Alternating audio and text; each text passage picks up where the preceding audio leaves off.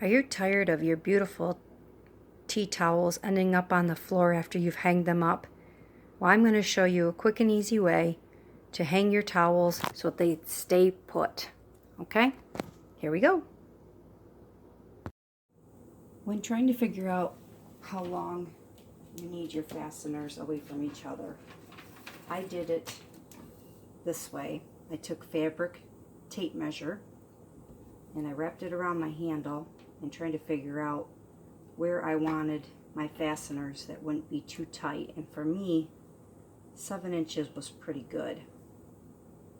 That was I used for the snaps. Now with the Velcro one, I just put the towel on there because of the stripes and just counted where I thought, pinched it and counted where I thought it would need to be. If you don't have one of these, you can also use a needle and just kind of put your needle where you want it and then take your towel off, and then you got a good starting point. I've got my kitchen towels all laid out and I folded them long ways in half. And luckily, with this one having the stripes on it, I can count how far apart I need them. For this particular towel, which I picked up at the Dollar General, I just thought it was really cute, farmhousey, I'm going to put Velcro 9 spaces up. And first I'm going to take, I'll need 2 of each of the Velcro. When I put it on there, it doesn't need to go all the way across, but I'll probably cut it right about in here. Or if you don't have any Velcro on hand, you can use these sew-on snaps. Now these are a pain in the butt because the holes are so tiny. You have to do these by hand, which I will show you how to do them on this towel here. Now I folded it in half. This is an old ratty towel, but this doesn't have any lines on it, so I wanted to show you how to do it from here. I made a nice crease here with the iron. I folded it over and then I ironed it flat so that you can still see the crease. Then I'm going to take my tape and I'm going to center 3.5 on that line on both sides. So I will put a snap here and then a snap there on the opposite of the sew-on snaps, and then the same at the 7 and over here. If you're not real happy about holding it, you can always use one of these washable fabric pens and make a mark so that you know exactly where you want your snaps to be. Okay, so I'm going to cut this Velcro and show you how I sew that on. To ensure that my Velcro lines up really well, I'm going to put it right on that stitch seam and pin it. So we'll go 1, 2, 3, 4, 5, 6, 7, 8, 9. So I'm going to put that right there, making sure that this is the opposite,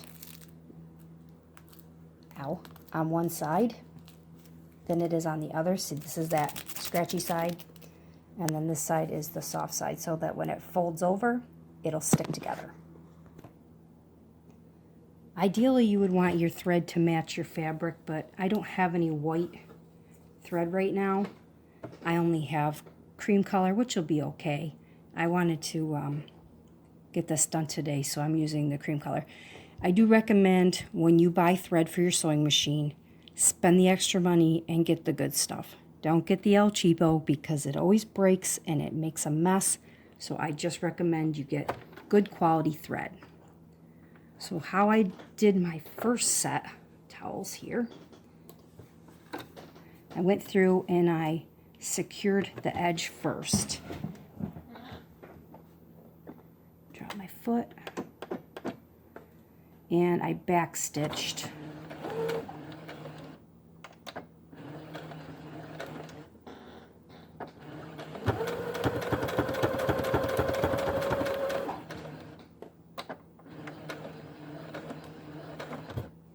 Probably don't need to back stitch, but I just think if you're going to go to all that trouble, you're going to want it to last. For some reason my bobber is acting up.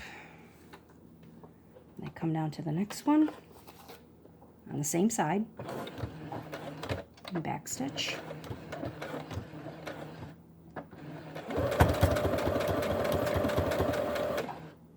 Back stitch. Lift your foot and take your thread off.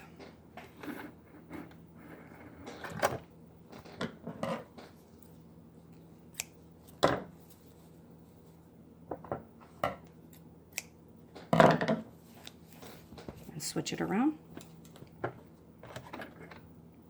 Do the other side.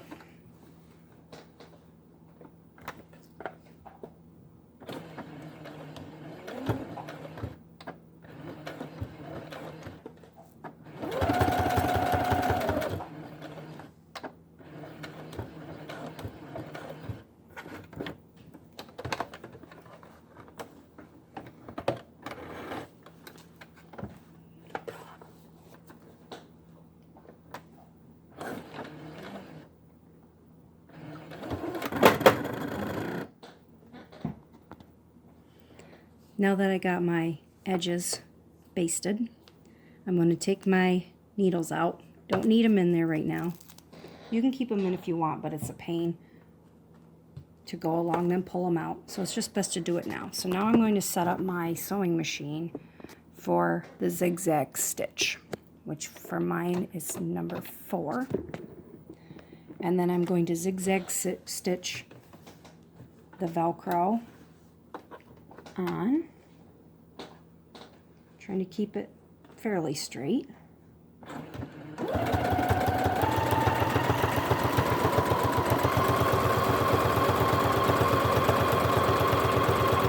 And back stitch.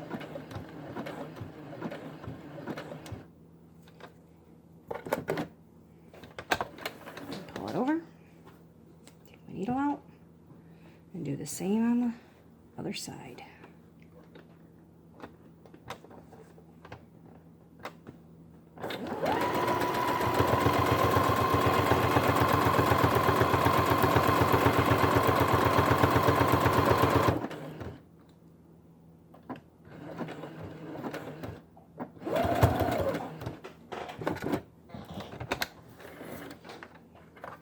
And flip it around and do the other side.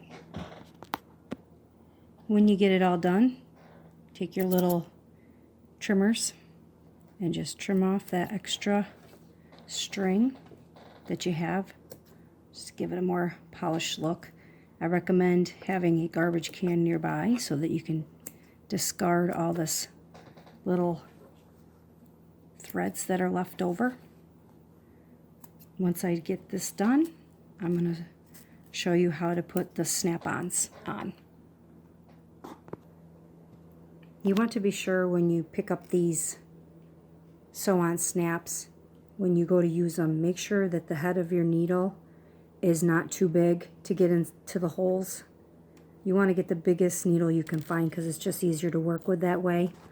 I wished I could use a bigger needle, but these are pretty small, so I'm going to have to use a smaller one. So I'm going to thread my needle, and then I'm going to show you how to put the placement on.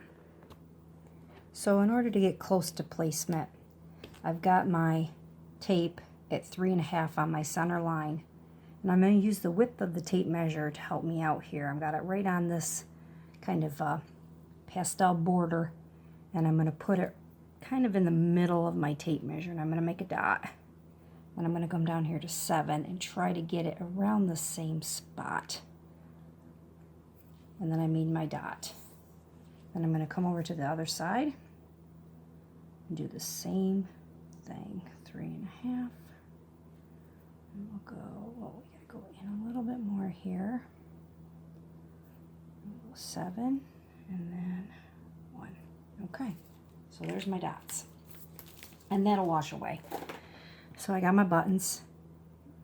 Peel them apart here. They're so tiny. Make sure that this side, this side is down. This little knobby here, that's got to go down. So I'm going to put that right on the blue dot. And then this side here is going to go up.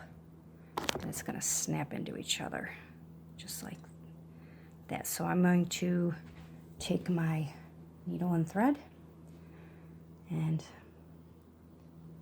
very carefully sew it on from the back through, and just keep sewing around this tiny little thing until I've got all 4 done.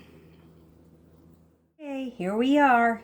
This is the Velcro one that I did, and as you can see, Velcro's on there. It's staying in place. Looks pretty good. This one here is the one I did the buttons on. This is kind of a ratty towel, but gives you the general idea. The one thing with the buttons is, though, you don't have that much room for leeway. So you just find your ends, snap them together,